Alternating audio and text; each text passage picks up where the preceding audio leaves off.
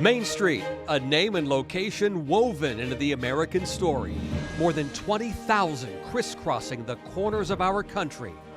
It's always been an intersection of people and places and ideas. Every building has its own story. Different towns and cities don't always use Main as their primary street name, but over the years, that street still acts as the center of the community. Our Main Street here in Geneva, we refer to as State Street, Route 38. The place where people connect. When you walk up and down the street and everyone's waving, saying hello, hi, how are you? The symbol of opportunity and hope. They are the streets where America gathers, where memories are made and dreams are built.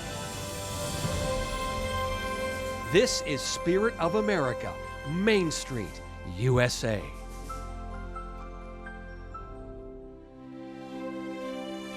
For generations, main streets have stood at the center of American life, where communities were built and traditions born.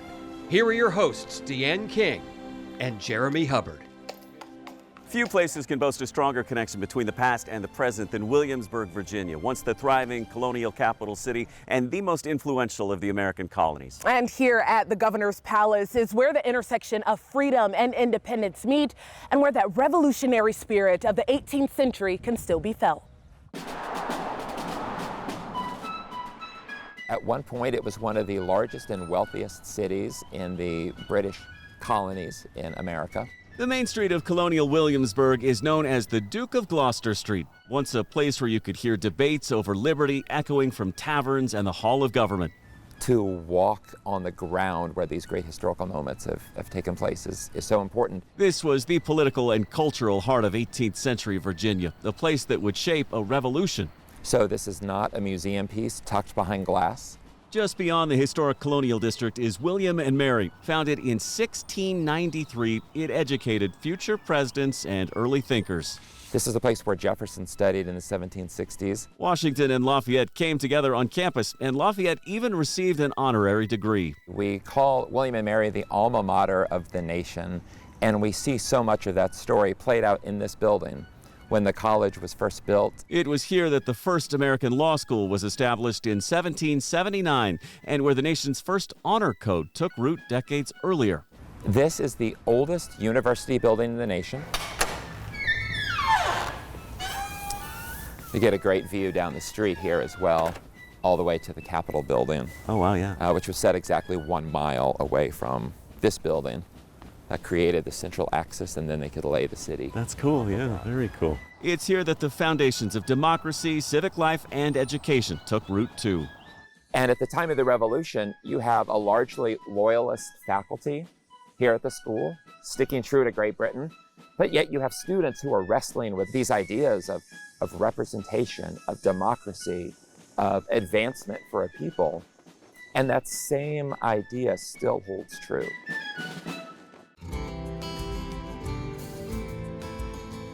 Columbus, Ohio's history lives on right along High Street, and it has always been the city's main thoroughfare. Once a Native American trail, it became the hub for the Ohio State House and government buildings. It is a major civic and cultural hub connecting downtown, the Short North Art District, and of course, the famed Ohio State University.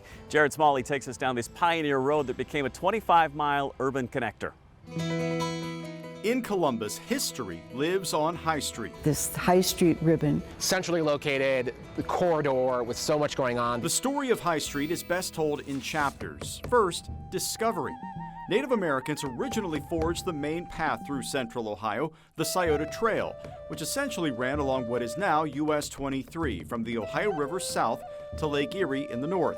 And when the city is officially founded in the early 1800s, High Street is born. When they laid out the plat of Columbus, the Scioto Trail was coming right through here, and that was a natural place to be the main road. The State House was built along High Street, and later in the 19th century, as landowners like William Neal grew more powerful, the land he owned north of downtown, also along High Street, became attractive to trustees who aimed to build the Ohio State University. Immediately when you think of High Street, you can't help but think of the university. And with 2 anchors, the State House and the Neal property and Ohio State at that point, then you have this race to see what's going to happen in the middle. But the growth in the middle was inconsistent. High Street became the transportation hub of the city, but city planners at the time saw little else. They're talking about the trolleys, there were like these electrical wires. Basically, like they didn't really treat it as a kind of prominent boulevard.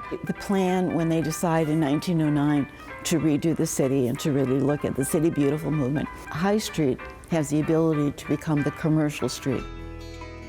But over the decades, people kept coming, and slowly, steadily, as city leaders began to reimagine High Street, the modern era began.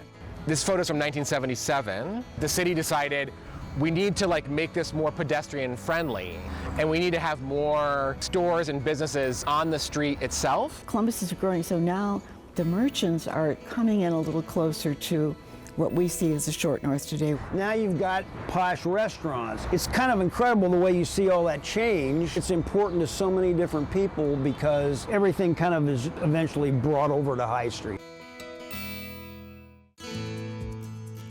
A trip back to historic 1776 is as easy as a stroll down Main Street in Wethersfield, Connecticut, as Kent Pearson shows us. If you want to know what Connecticut was like 250 years ago, just take a walk on historic Main Street in Wethersfield. These houses at least unchanged, right? Yep, so these were houses that were around during the Revolutionary War.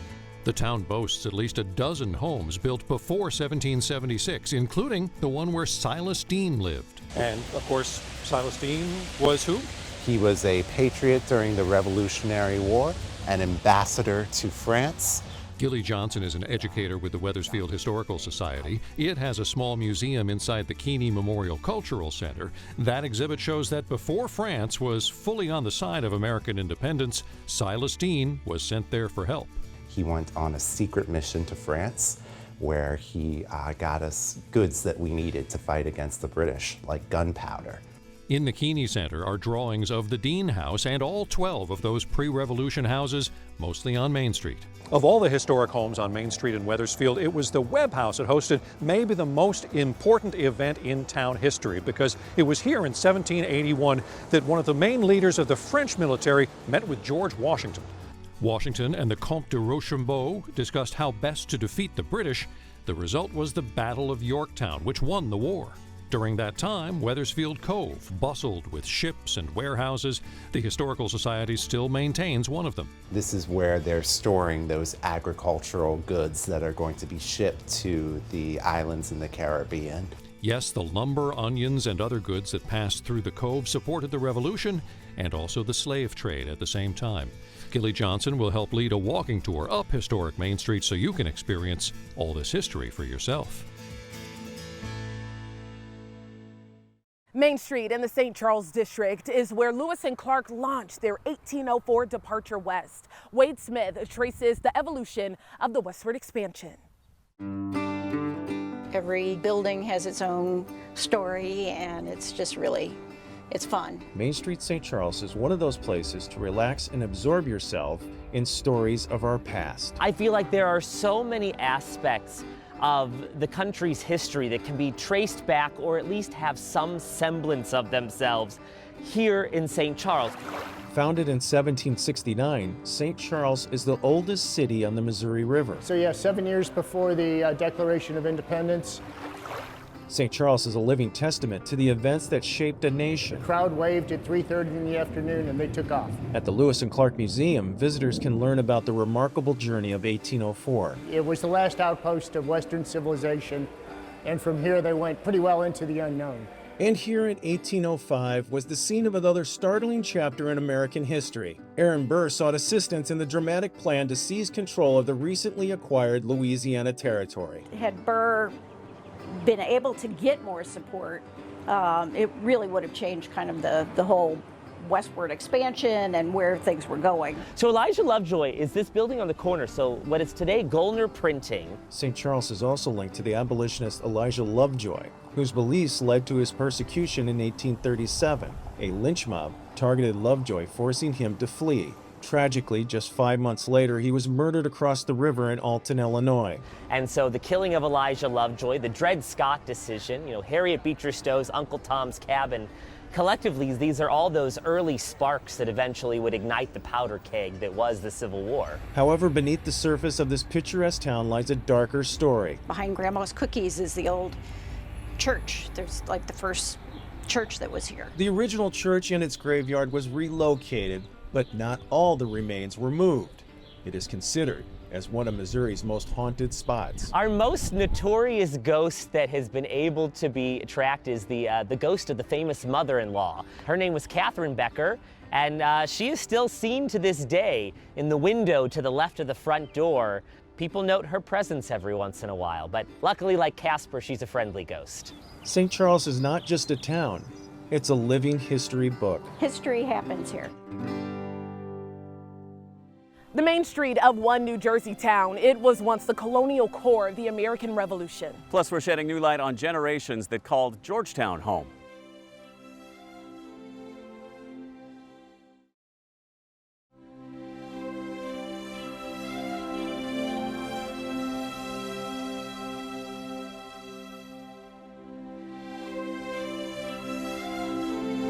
Main Street in Jamestown, historically known as Back Street, it's one of the earliest organized thoroughfares in North America. Its importance comes from its central role in shaping the day-to-day life of the 17th century Virginia colony. The English landed in Powhatan territory in the early 1600s. Their first permanent settlement would carve out a main street traversed by many walks of life for hundreds of years.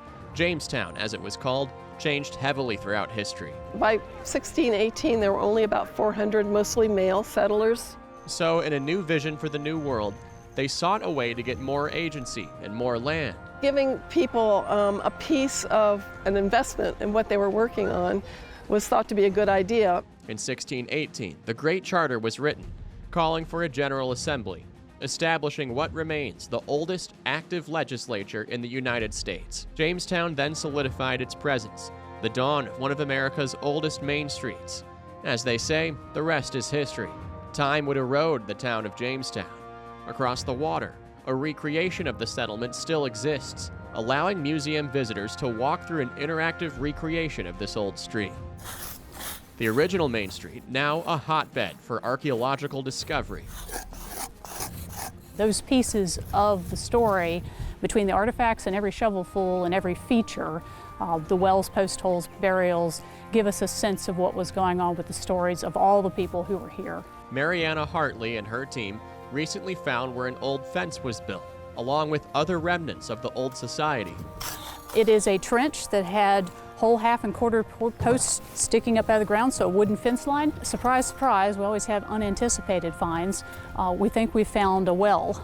There's always an area where we're wondering how they organized themselves, and so in this case we're wondering, why is there a well here? What period is that from? How does it relate to the church? Because obviously it's in the churchyard later. We're also getting lots of different types of bricks. This one is one we're excited about, where you can see it's actually part of a corner, a nice piece of Portuguese faience right here, probably part of a plate. You get 17th century material, but you're also going to get stuff from the 18th, 19th, early 20th century in there. I think one of the cooler things out of here is this pipe stem, which looks to be Dutch. It is really cool being able to see all of these artifacts that for the most part people haven't seen in 400 or so years. Just recently, this porcelain revealed a tie to Asia. They were acquiring this ceramic that was only in the hands of the nobles and the kings of Europe at the time.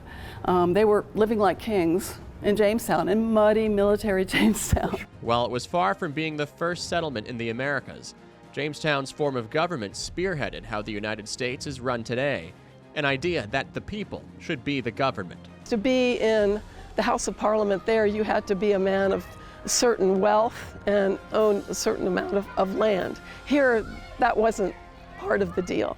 That it's not just for the elites and about the elites, that everyone should be heard. Long before Washington, D.C. became the nation's capital, Georgetown was already a thriving port town. Today, Georgetown remains one of America's most well-preserved windows into early urban life. Marielle Carbone sheds some light on the generations that have left their mark on that neighborhood. Neville Waters' family's heritage in Georgetown is one for the history books. My family has a deep legacy with the neighborhood in particular, and I'm very proud of that fact. This was the home that I was saying was my great-grandfather's. His roots go back 5 generations. The home on P Street where he lives has been in the family for nearly 100 years. This is the actual deed. And it doesn't stop there. I had a great-great-grandfather who was born into slavery and freed as a 6-year-old, eventually lived well into his 80s, became known as the mayor of Black Georgetown. That's a really, truly part of American history. Georgetown, founded in 1751, predates the district by 40 years. Originally a part of Maryland, it was developed as a tobacco port town and played a major role in the slave trade. In 1871, it was absorbed into D.C., laying the foundation for generations of people like Waters to plant roots. But it is something, again, in many ways that there is a pride in being able to be in an area that really was the foundation for the city and beyond. The roots were planted here and have continued to flourish. The neighborhood is filled with stories like this, a family's legacy intertwined into D.C. history. I'm the 4th generation owner of Martin's Tavern. Martin's Tavern stands as the oldest family-owned restaurant in D.C., opening in 1933, just as Prohibition came to an end. And you know, Georgetown back then was a different town. You know, it was a whole different era. So everybody would come down off Capitol Hill, wanted to come to Martin's. From its earliest days, the neighborhood developed a reputation as a place for influential people. Pierre L'Enfant and others designing the blueprint for D.C. in Georgetown. And it has stayed that way, with big names coming to Martin's Tavern for a bite to eat, debate, and even draft legislation. The booths now marked with the names of the presidents who sat there. And of course, the biggest one is the proposal booth where JFK proposed to Jackie, and people love that. How do you keep some of that still alive to make people want to still come here? You know, you stick to tradition, you stick to your roots. I feel we're like just an anchor here. Georgetown has gone through many changes over the years. We've weathered the storm, but we also try to set, you know, a precedent for people to realize that you can be here, you can make it through hard times, through great times, through all the time. Enduring through history, the neighborhood and those who have helped shape it hope to keep going for generations to come. It's all about now. You know, we don't know what's going to be tomorrow. The past is the past. It's about now. Morristown's Main Street was once the military capital of the American Revolution. That area served as the central hub for the Continental Army. The Morristown Green's been a community gathering place since the 1700s. That includes George Washington and Alexander Hamilton. Katie Corrado takes us across the Hudson to the core of the colonial era. There are few places on the planet quite like Morristown, New Jersey. There's not a lot that I can think of that would compare to this. That's at least what Mayor Tim Doherty will tell you. And yes, he's biased. Morristown is a destination that people are flocking to on a daily basis. We meet on a sunny afternoon at the Morristown Green, the centerpiece of downtown. It's just off South Street, considered the main street of Morristown. It is overflowing with history. We're standing on hollow ground. We're standing in the place that 250 years ago our Continental troops used to drill. There's kiosks everywhere where you can read about the history. Morristown served as General George Washington's headquarters for 2 years during the American Revolution. This is where they did a lot of the planning for the war. The strategic location of Morristown behind the Watchung Mountains, they were able to see far and know it'd be safe from the British. After a history lesson, we head down South Street and the mayor introduces me to one of his favorite spots, Coniglio's Old Fashioned. They have a pizza in here that I recommend to everybody. It's called the Lemon Grandma Pie. You gotta eat it. Definitely come with an appetite. These are stuffed croissants, supreme croissants with cannoli or raspberry. Phenomenal. And their chocolate chip cookies are some of the best. Yeah, it's probably one of the best pizzas in town. All the baked goods are fresh and the pizza is phenomenal. Small retail shops like 23 South are sprinkled through the downtown. The husband and wife owned boutique offers a little bit of everything and will change stock based on customer requests. It's very like small family business. Like they trust us a lot. All the employees are friends. We then venture across the street as a massive American flag is being raised ahead of the nation's 250th birthday. The building it hangs on was once a bank. Today, it houses a different kind of history. The space is like a 150-year-old bank. I had this desire to open up an arcade for people, put all my games throughout the orientation of the bank, and it was another form of entertainment in town, which we didn't have. We just finished 10 years like 2 months ago. Welcome to the Morristown Game Vault.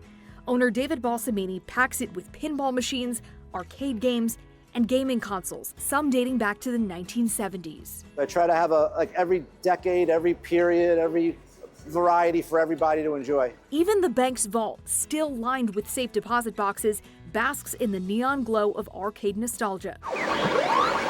We wrap up heading down South Street back toward the Morristown Green and the history it proudly displays. It's Lafayette, Washington, and Alexander Hamilton. Without the Marquis de Lafayette and his elite troops from France and the money he infused into George Washington, I think was the key in turning the tide for the revolution. It's so historic, it's unbelievable. So whether you're a fan of the 1980s or have more of an affinity for the 1780s, Mayor Doherty is confident that there's something downtown for you. You name it, you can get it here in Morristown.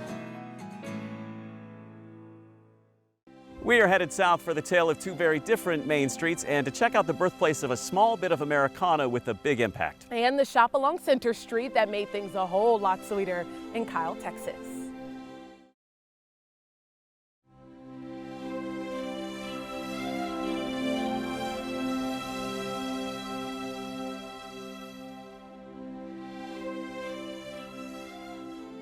Most cities are known to have one main thoroughfare, but Tampa, we like to do things a little different. 4 roads are known as our main streets: 7th Avenue, Central Avenue, Franklin Street, and of course Main Street. Judge E.J. Salcinas' family built the community off of Main Street, and he sat down with me to share its unique history.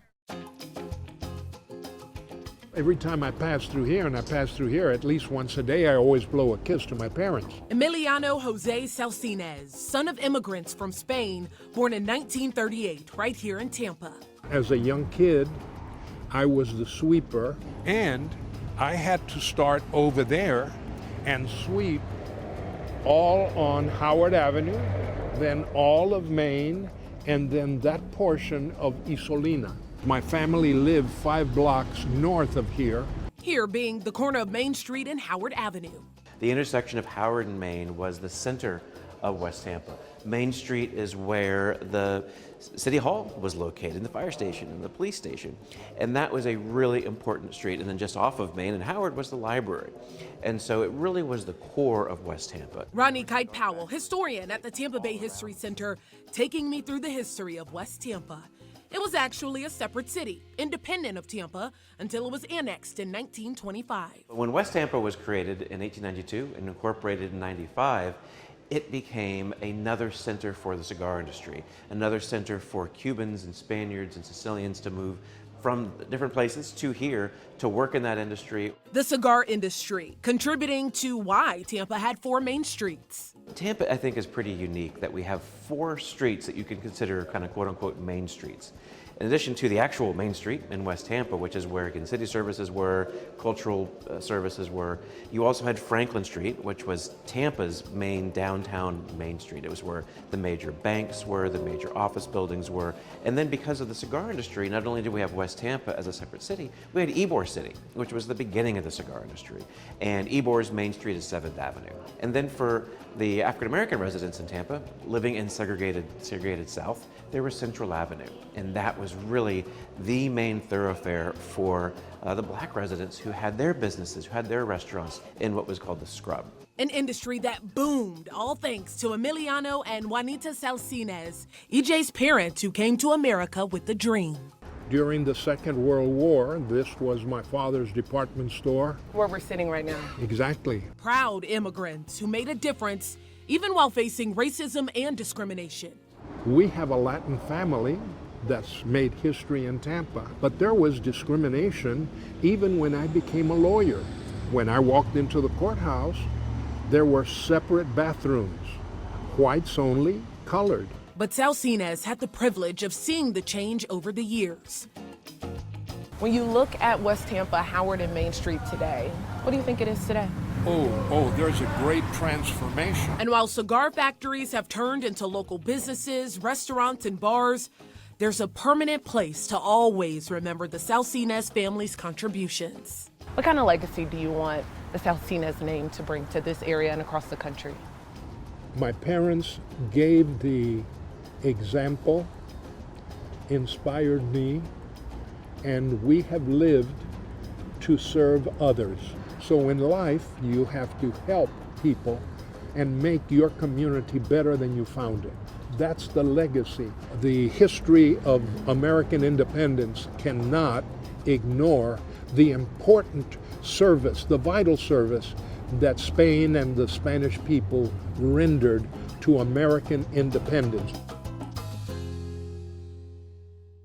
Suffolk, Virginia is the whimsical birthplace of one of America's most well-known and beloved advertising characters, Mr. Peanut, whose top hat, swirling cane, and monocle have charmed generations. The statue of this dapper legume, it sits just off of Main Street. Kevin Rahm shows us how this cultural icon burst out of its shell. I'm Bobby Beal from Planters Peanut Center. I'm born and raised, been here for the last 77 years. This is actually our 59th year in business. Oh yes, I've got part of my collection there. People come in the store and say, find this in my grandmother's attic. I don't want it. I don't need it. I don't collect it. Would you like to have it? We never turn it down.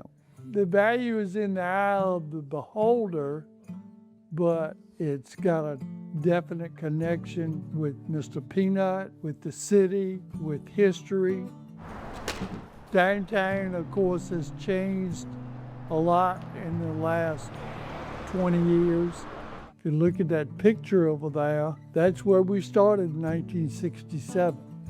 Mr. Obersee immigrated to America at the age of 12. He started working for his uncle's fruit stand. He realized fruit didn't last too long on the streets. So he switched to peanuts. He actually lived the American dream of coming to America and being successful. And he helped to grow the peanut industry tremendously. He was a real innovator insofar as advertising, merchandising. In 1916, a young man by the name of Anthony Gentile entered a drawing contest to come up with some kind of mascot for Planters product. And then a professional artist took it and came up with the final drawing that looks very much like this. So if you look at Mr. Peanut, he's got a monocle and a top hat and spats, very classy looking guy. Well, historically, peanuts were not classy food. The cultural effect that Mr. Peanut had was unheard of back in the 1910s, 1920s. Advertising didn't work that way. Now we look at advertising and we look for advertising that has cultural impact. Mr. Peanut's had cultural impact for almost 100 years. I mean, even now, Mr. Peanut is ranked in the top 5 icons in advertising. Kind of put us on the national spotlight. I tell students the first people who are going to be affected by the brand that you create are not your customers. They're not your prospective customers. They're the people who work in your company and live in your town. It kind of earmarked us as the peanut capital. I think that's pretty special for a small town. Started out less than 12,000 people. And that kind of aspirational brand being attached to a place like Suffolk will elevate the entire town. We have just recently topped 100,000 in population. Having the kind of cultural cachet that he has created over almost 100 years, Suffolk is proud of him.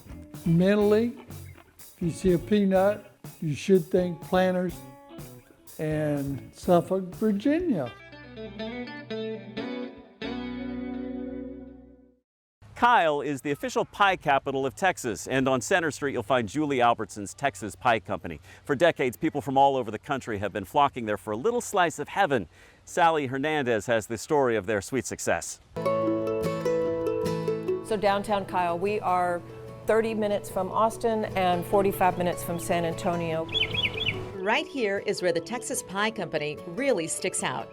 Now it's become a very iconic, fun thing to see on a downtown square is that giant, huge Texas-sized piece of pie out there. As the pie capital of Texas. I never set out to be that, but to actually have it come to fruition and to see it happen, it's an honor, and it always makes my heart swell every time somebody says it. Julie Albertson didn't set out to have a bakery at all. I was in the banking industry before I started my bakery and lost my job, and I thought, well, you know what, to make some extra money for the holidays, I'll just make some pies and we'll just sell them to our friends and family and see what happens. I haven't stopped. Many of my employees have been with us the whole time, for 26 years. And while her team of 18 bake pies for some of the biggest companies. We do business with Amazon. And biggest names. We do business with, what is his name? Elon Musk and Bastrop. I think the most that we've ever delivered to someone was something like 12,000 pies. It's the small town charm. This building is over 100, I think it's 127 years old now. And it just gives you that small town, quaint, hometown feeling that gets so lost in the big city so often. And of course, the pie. Our pecan pies are #1. So we have about 30 flavors of pie. You never know what you're going to see in our pie case. That brings in customers from all over the world. I'm a Texas girl, so it makes me really proud of our state to be able to be on that and welcome people from everywhere. Taking home a big slice of Kyle, Texas. I want them to walk out with the feeling of that they got a nice warm embrace from us. They're going to take that memory of the olfactory and the welcomeness and the feeling of being at home.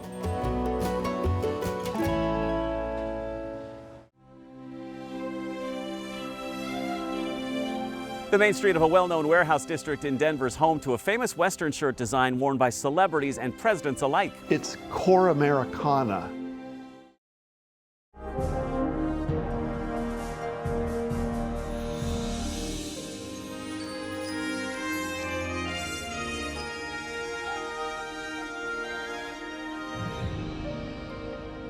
Wazee Street in Denver's historic warehouse district is in many ways considered that city's main street. An iconic one-of-a-kind Western shirt design there has been part of the neighborhood for 3 generations now. And what's even cooler is that shirt's been worn by rock stars and presidents alike. In the shadow of high-rises, progress, and sprawl, you'll find a quiet brick-and-mortar ode to Denver's past. This is the birthplace of the city. Right here in the center of the old warehouse district, on a street with an unusual name. Wazee is Denver's main street. Sits one store that has enjoyed unusual success for 80 years. It's been a nice ride. By embracing everything Western. Like this. Steve Weil is the 3rd generation of his family to run Rockmount Ranchwear Manufacturing Company. With sawtooth pockets and diamond snaps. In 1946, his grandfather, Jack Weil, bought this 5-story building in lower downtown and turned it into a ranchwear juggernaut. It had no retail presence, and it was kind of Skid Row. Grandpa Jack grew up a cowboy, going to rodeos, and he got an idea when he saw bull riders tear their shirts. What if the shirt had a button snap so it wouldn't rip when caught on a bull's horns? This is our signature design. It's the longest running shirt design in America. That one-of-a-kind design soon became Rockmount's identity, and some of the biggest fans of Western wear took notice. This is the shirt design from Love Me Tender. Weil first noticed the celebrity obsession with Rockmount while watching an old Elvis movie. I kept seeing the shirt and I looked and I said, that's a Rockmount shirt.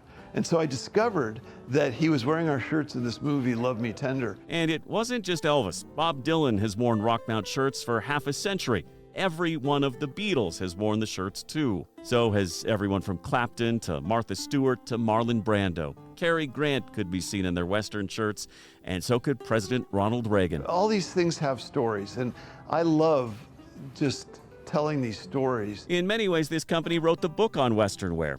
Literally, a new book details all of their celebrity connections and why so many people in pop culture have embraced the denim and the plaid. And it's not just the famous. Shoppers come here from all over the world in search of cowboy couture. I love this kind of shop.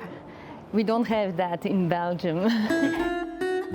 Like many main streets, this one has seen lots of changes over the years, and business owners in the Mile High City are enduring the same struggles so many small mom and pop shops around the country have tried to survive. You know, the small independent stores were basically bulldozed by internet behemoths and so on. But like a rancher rustling cattle, this store has managed to corral loyal shoppers with a growing online customer base and buyers in 20 different countries. This shirt has beautiful gradations in the colors. And as our country turns 250 years old, it looks like the future of this store might be just as bright as the embroidery on those ranch shirts. I'm happy to give you a scoop that my son joined us about a month ago, and he's gonna be the 4th generation. So much has changed in the 80 years since Grandpa Jack first opened the doors here, but it seems it's the things that haven't changed that keep customers coming back. It's core Americana. They feel something special, individual, and not generic. I describe Geneva as a step back in time, but not losing your footing into what's possible. Geneva offers anything and everything, depending on taste, depending on desire, depending on experience, and you get almost trapped in this ambiance and atmosphere of what a real small town in America is all about. Our main street here in Geneva, we refer to as State Street, Route 38. If you look back at pictures that we have in our archives, you'll notice that it looks pretty much like it does today. Our State Street today is the same buildings that you'll see in those pictures. Different businesses are inside. However, you walk down the street and you're going to be touching that same doorknob that you saw in photographs in our archives. If you want to know something fun about Geneva and State Street, Road to Perdition starring Tom Hanks and Jude Law was filmed here in 2001, right on our State Street. Because of how it looks in the 1930s, it still looks the same. So State Street is kind of our economic drive, and it's right along our historic South 3rd Street, which was primarily residential, and today it's just so quaint. So the two of them together are a great mix. It gives Geneva a great offering to the community, whether it be your quaint little shops or whether it be your thriving bigger businesses on State Street. Everything is locally owned. You're bound to meet the owner of that store when you walk in the door, and you know it and you feel the pride that they have in their business. And it's so wonderful to shop in the area where you know things are going to be backed up, they're going to stand by their product, and they're going to be there for you when you're looking for something new. And one of those businesses is a Little Traveler, which is celebrating over 100 years. 104 years this year. Oh, wow, incredible. So the store was started in 1922.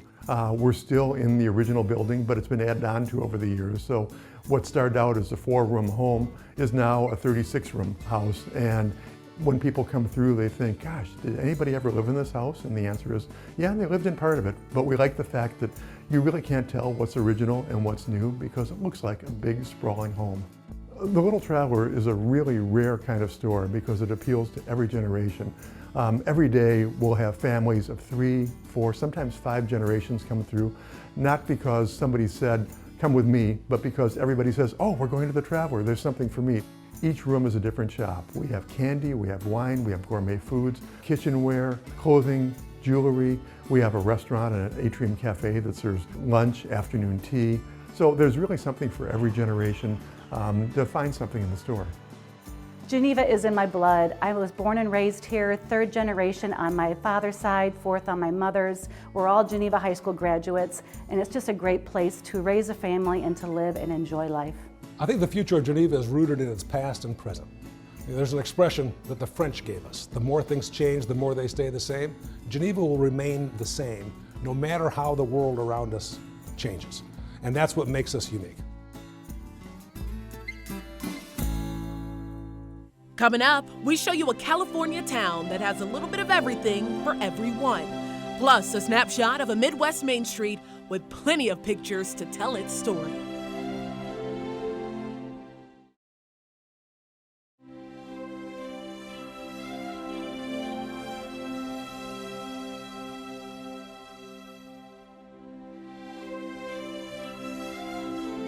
Park Street is Alameda's historic heartbeat, a 19th century railroad stop that grew into the island's commercial core. Its Victorian and Art Deco storefronts still frame the street much as they did a century ago. Phil DeJoul shows us around this character-rich thoroughfare.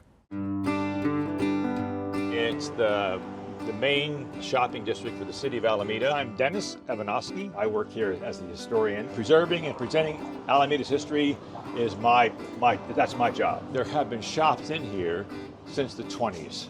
And some of these shops go back to the 1800s. The variety of the types of restaurants, you could probably eat at 10 countries.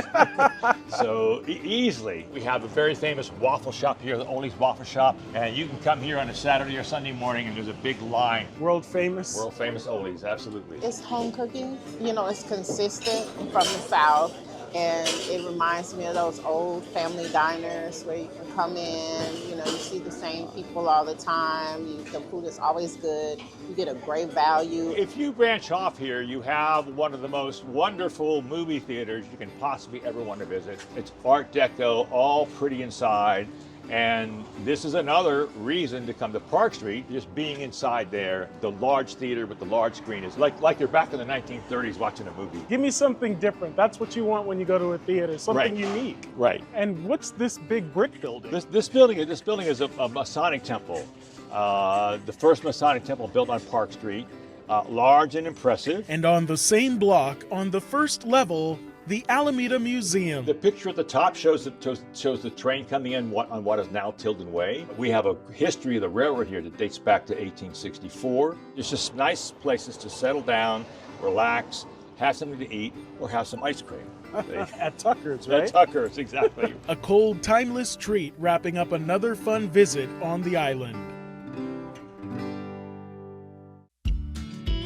Junction City, Kansas is known for its early photographers. One of the most prolific was Joseph Pennell. So we can see the changing of our community through his photographs. People from all walks of life and everyday family activities. We're talking going from street scenes with wagons predominantly on the road to street scenes with some wagons, some bicycles, and then some automobiles to all automobiles. Pennell also captured the moment Junction City's downtown Main Street was paved. I do think having that historic record to such a large extent helps because it's easier to imagine what your history is when you can see it. One of the photos Pennell snapped of the Horseshoe Saloon on Washington Street was featured in the opening credits of the hit sitcom Cheers. It's probably one of the more familiar images from that opening scene of Cheers, and it was a Pennell photo taken here in Junction City.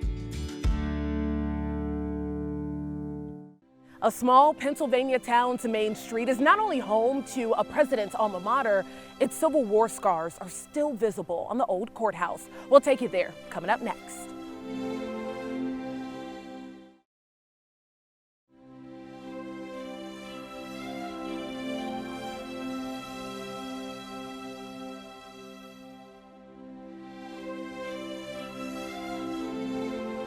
Carlisle is a small borough in south central Pennsylvania. High Street there is packed with history. In fact, you can't walk a single block without hitting a historical marker, as Dennis Owen shows us. Carlisle's High Street, one of America's first highways.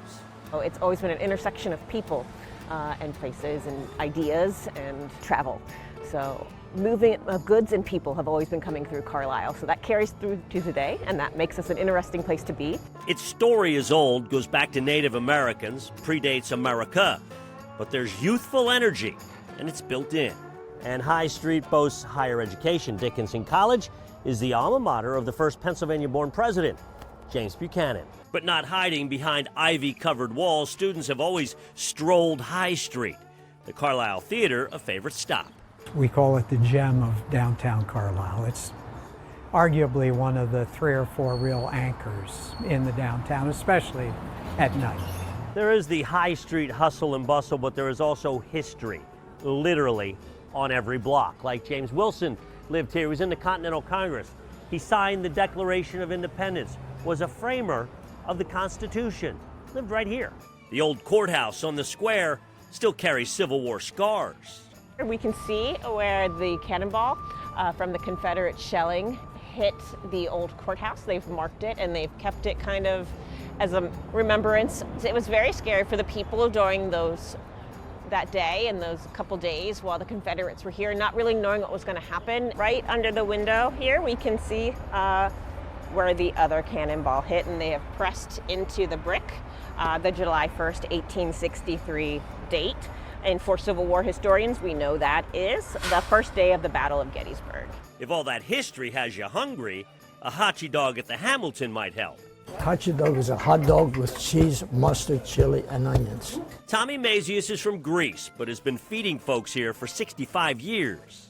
I think it's an eclectic blend of history and modern appeal. Eclectic as in an active college on one end of High Street, an inactive prison on the other. Built in 1854, the Cumberland County Prison housed inmates until 1984. Its castle-like architecture makes it stand out on a street full of standouts. I would say if you come down, attend a show at the Carlisle Theater, have dinner at one of the local eateries, I'll make a prediction, you'll come back.